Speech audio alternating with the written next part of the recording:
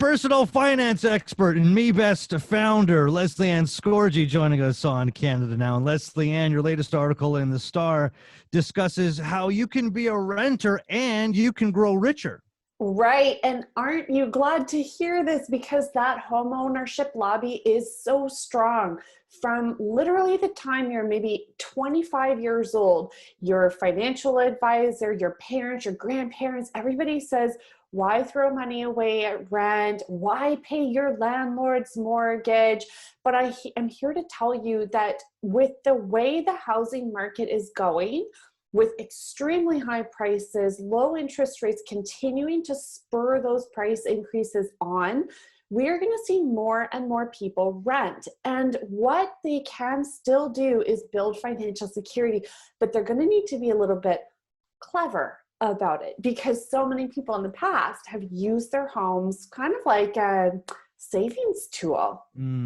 Well, and you simplified it in your piece, Lesley-Anne, where you encourage renters to act as if they own, like save the difference in what is spent on rent versus what you would pay as an owner. Totally. So I love this. And I have to admit, this was told to me years ago by my super wealthy aunt who said, you know, if you can't afford, here's how to actually get ahead. And by the way, she's a real estate investor, and that's how she's gotten ahead.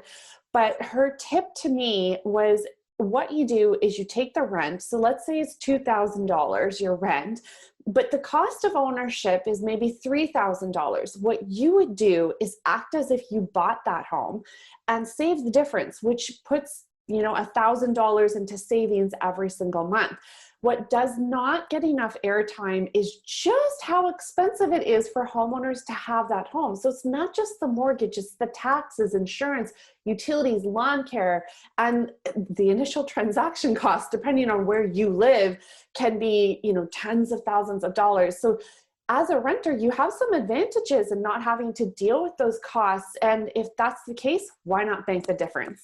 Yeah, and you reminded me of a neighbor of mine just down the street who rents his house, but he also owns a house in the city of Toronto. And in working out the numbers, he said, Jeff, I'm making money by renting this house and renting out the other house I've got. Do you know, I've actually done that exact scenario myself before, where I've put one of my properties up for rent, even though I could live there, but there's a cash flow improvement for putting something into the rental market versus living in the place that I own.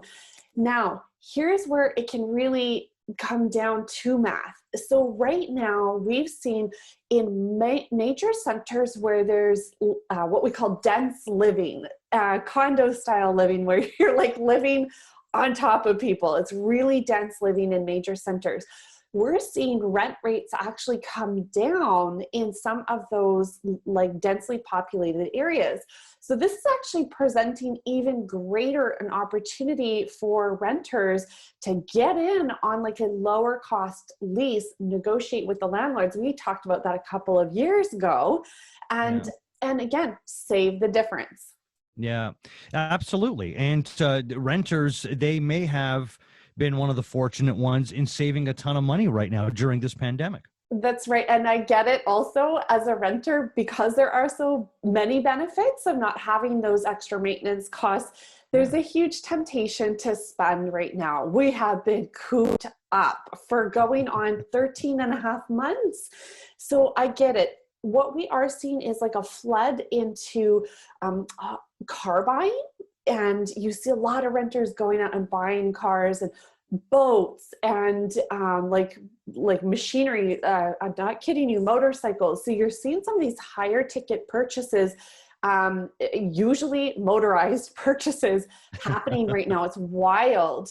So, I mean, if you're in that industry, that's great. But what I would encourage you to do, so let's say you're that renter, I would say, like, don't blow your pandemic savings. You still need that emergency fund. And still, if you want to own a home, you are going to need to set aside some of this money for that eventual down payment when the timing is right. Yeah, you say it, get out of consumer debt and stay out of consumer debt. Renters they might not be able to benefit from the real estate market, but they could from the investment market. What is the best investment strategy for them right now? So I would say we are at record highs with the market. In 5 years, I was just checking my charts, like literally before we got on today. I was just checking my charts to see where we're at. And we are at the highest point in the market that we've been at in 5 years, which means that the investment market's actually grown considerably. If you were one of those folks who did the Warren Buffett style investing strategy, where you get in, you buy good quality investments, and you hold on for the long term, you've really benefited. Now, if you're that renter and you want to take the savings that you're accumulating and start to put it to work, my top piece of advice is that you actually work with somebody to get a little bit of advice on what is your right strategy. It will be paired to how you score on this thing called a risk quiz. You may choose to work with a human advisor, or you may choose to work with a digital advisor, also known as robo-advisors. Doesn't matter to me, by the way. They all work as long as they're good and as long as you stick to a strategy. So when I unpack that, if that sounds like a little bit of mumbo jumbo lingo to you, let me unpack it real simply. Everybody is going to score a little different on how they should invest. And there's quizzes that determine that. So take that quiz, do a little work, and then go out and start to grow your money through investing well, not just willy-nilly investing. It's like strategic investing. And renters have the advantage over homeowners to move around if they have to work within their budget with where they live. I think this might be one of the biggest advantages of renting. We know statistically that homeowners are less likely to pack up and go after a job opportunity if it means selling their home. Whereas if you're a renter, you get to just kind of go where the flow is for you. And I love that. I think that's a huge advantage. The other thing I will give you is when you are moving to a new place, a new city, a province, even a new state, you should absolutely rent for a bit and make sure that before you bring out the checkbook to put a down payment on something, that you're crystal clear on what you do and do not like about the place that you're moving to. I've seen it time and time again where someone moves for a job and then they find out like, the job's no good, or I don't like this city, and they end up moving again. So, being a little bit free with this can be such a huge advantage. Well, that happened to me in my lifetime, just living within the city of Toronto, where I live right now. I wanted to live in a different neighborhood. And I'm like, all right. So I went and lived in a different neighborhood, but I bought. And within 2 years, I was like, I can't stand it here. I don't want to be here anymore. And, I had to sell, and I had to go through all of that all over again. So renting for a shorter period of time would have been to my benefit. Overall, renters can benefit from the combination of debt reduction and saving more. You got it. That's actually the equation we use to help anyone build net worth. I would say though, if you're a renter and on the asset part of your equation, you don't have a house, all it means is you're going to need to save a little bit more. That's it. And we've given you some tips today on how to do that. So, have some fun. There is no shame. I wish there was no stigma around being a renter. My goodness, there really shouldn't be.